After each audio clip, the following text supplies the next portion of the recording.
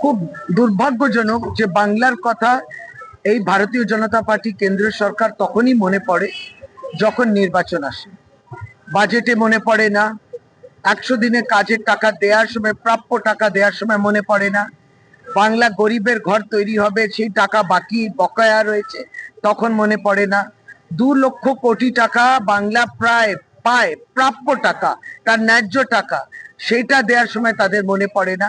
কেবলমাত্র ভোটের রাজনীতি করার জন্য এবং ধর্মীয় বিভাজন করার জন্য, ভাষাকে নিয়ে বিভাজন করা, ভোটটাকে তারা ক্যাপচার করতে চায়, বাংলাতে ক্যাপচার করতে চায়, জিততে চায় না।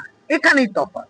আপনি বাংলা জয় করতে পারেন, আপনি বাংলাকে কবজা করতে পারেন না। এখন এইরকম একটা চিঠি বেরিয়েছে, সেই চিঠিতে তিনি জয় মা কালী ইত্যাদি সমস্তটা বলছেন।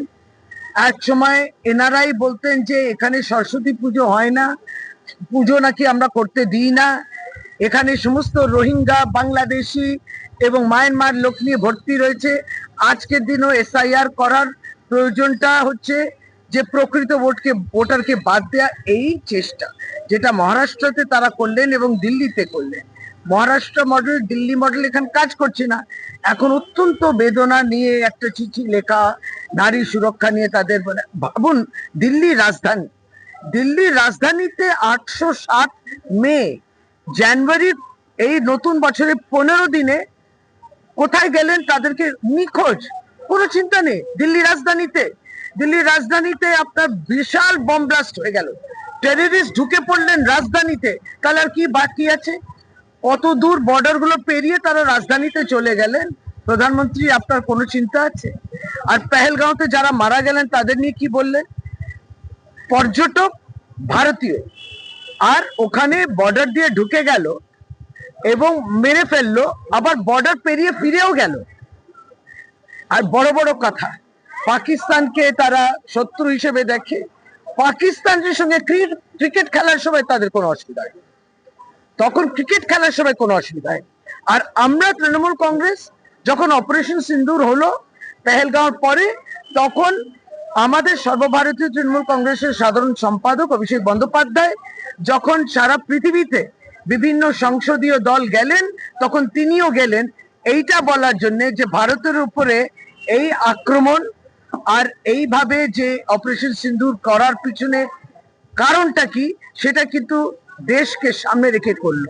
কিন্তু বাংলাকে আপনি কি করলেন? বঞ্চিত করলেন, অপমান করলেন। কখন ঈশ্বরচন্দ্র বিদ্যাসাগরকে অপমান করেন, কখন বঙ্কিমচন্দ্র চট্টোপাধ্যায়কে বঙ্কিম দা, অবস্থা বুঝে বঙ্কিম দা, মানে জানে না, গুণাক্ষরে জানে না যে কি করতে হবে। সেটাতে আবার যখন বলা হলো কি আপনি বঙ্কিম দা বললেন, তখন ভাবলো যে মাস্টার সূর্য সেনকে তাহলে আর মাস্টার সূর্য সেন দা দেবনের মাস্টারটাও বাদ দিয়ে দিল। মানে এত কনফিউজড। কবিগুরু রবীন্দ্রনাথ ঠাকুর কোথায় জন্মিয়েছেন তা জানে না ঠিক করে।